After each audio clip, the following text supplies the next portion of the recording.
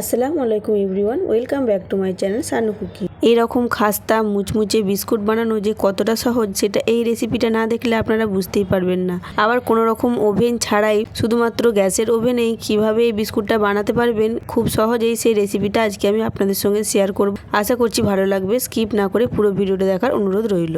আর প্রথমে আমি এখানে হাফ কাপ সাদা তেল নিলাম, আপনারা চাইলে এটা পুরোপুরি ঘিয়ে করতে পারেন। আর হাফ কাপ নিলাম আমি ঘি। এবার আমি চিনি গুঁড়ো করে দিয়ে দিলাম হাফ কাপের মতো, দিয়ে খুব ভালো করে চিনি ঘি তেলটা মিক্স করে নিচ্ছি। যদি শুধু ঘিয়ে করতে চান তাহলে পুরোপুরি 1 কাপ ঘি দিয়ে দেবেন। আমি এখানে ঘি আর তেল মিক্স করে দিয়েছি। খুব ভালো করে মিক্স করা হয়ে গেলে আমি এখানে 1 কাপের মতো ময়দা দেবো। আমি যেই পরিমাণগুলো বলছি এই পরিমাণ অনুযায়ী আপনারা বাড়িতে তৈরি করবেন, একদম পারফেক্টভাবে বিস্কুটটা তৈরি হয়ে যাবে।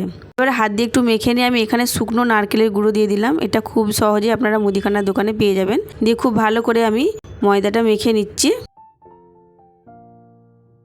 এখানে কোনো রকম পানির ব্যবহার হবে না, খুব বেশি চটকেও কিন্তু ময়দাটা মাখা যাবে না, একদম আলতোভাবে ময়দাটা মেখে নেবেন। এইবার আমি দিয়ে দেবো এখানে অল্প একটু বেকিং পাউডার। অবশ্যই বেকিং পাউডারটা দেওয়ার চেষ্টা করবেন, বেকিং সোডা কিন্তু দেবেন না, তাহলে বিস্কুটটা ভালো হবে না। এবার খুব ভালো করে আমি সব কিছু মিক্স করে নিচ্ছি। বেকিং পাউডারটা আপনারা আগেও দিয়ে দিতে পারেন, কিন্তু আমি পরে দিলাম।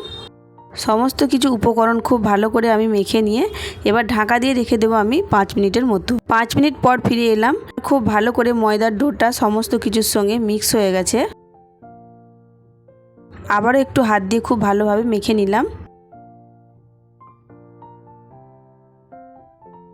স্টিলের থালাতে এরকম একটা পেপার দিয়ে তেল ব্রাশ করে দিলাম। এটা আমার বাটার পেপারের কাজ হয়ে গেল। যদি বাটার পেপার থাকে আপনাদের কাছে তাহলে বাটার পেপার দিয়ে দেবেন। দিয়ে খুব ভালো করে আমি গোল গোল করে নিচ্ছি। কোনো রকম কিন্তু ফাটল থাকা চলবে না। এইভাবে গোল গোল করে 4 সাইডটা শেপ করে নিচ্ছি। আপনারা যে কোনো শেপে বানিয়ে নিতে পারেন। এবার থালার মধ্যে রেখে দিচ্ছি, একটু ফাঁকা ফাঁকা করে রাখবেন। একসঙ্গে রেখে দিলে বিস্কুটটা যখন ফুলে যাবে সব একসঙ্গে জড়িয়ে যাবে আর ভালো লাগবে না।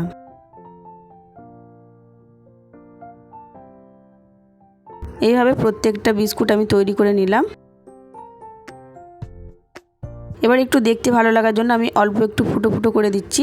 এটা অপশনাল, আপনারা করতেও পারেন নাও পারেন। আপনারা চাইলে কিশমিশ বাদাম যে কোনো একটা দিয়ে এটা ডেকোরেশন করতে পারেন। কিছুই দিলাম না, শুধুমাত্র অল্প একটু ফুটো করে দিলাম দেখতে ভালো লাগার জন্য। একদম সিম্পলভাবে বিস্কুটটা তৈরি করার চেষ্টা করেছি। এবার একটা পুরনো কড়াইয়ের মধ্যে আমি খুব ভালো করে একটা স্ট্যান্ড বসিয়ে দিলাম। কড়াইটা আগে থেকেই গরম করতে দিয়ে দিয়েছিলাম আমি। এবার আমি বিস্কুটের বাসনটা বসিয়ে দিলাম, দিয়ে আমি ঢাকা দিয়ে দিলাম। আপনারা যদি ননস্টিক কড়াইয়ে করতে চান তাহলে একটা পেপার বিছিয়ে দিবেন, দিয়ে স্ট্যান্ডটা দিয়ে দিবেন, তাহলে কড়াইয়ের কোনো ক্ষতি হবে না। এবার এইভাবে আমার 40 মিনিট সময় লেগেছিল। 40 মিনিট আমি লো টু মিডিয়াম হিটে দিয়ে রেখেছিলাম। 40 মিনিট পর দেখুন বিস্কুটের 4 সাইডটা ছেড়ে এসেছে আর হালকা হালকা লালচে কালার হয়ে গেছে। তার মানে বিস্কুটটা আমার রেডি হয়ে গেছে। এবার আমি ঠান্ডা করে নিয়েছি। ঠান্ডা করার পরই বিস্কুটটা উঠাবেন, নাহলে ভেঙে যেতে পারে। প্রত্যেকটা বিস্কুটের পিছনটা দেখুন কত সুন্দর হয়েছে। আজকের রেসিপিটা যদি ভালো লেগে থাকে তাহলে প্লিজ লাইক কমেন্ট শেয়ার করে দেবেন। এবার আমি একটা প্লেটে তুলে নিচ্ছি। দেখতে যতটা সুন্দর হয়েছে খেতেও ঠিক ততটাই মজার হয়েছে এই বিস্কুটটা। আপনারা অবশ্যই বাড়িতে একবার ট্রাই করবেন। একটা ভেঙে দেখাচ্ছি দেখুন।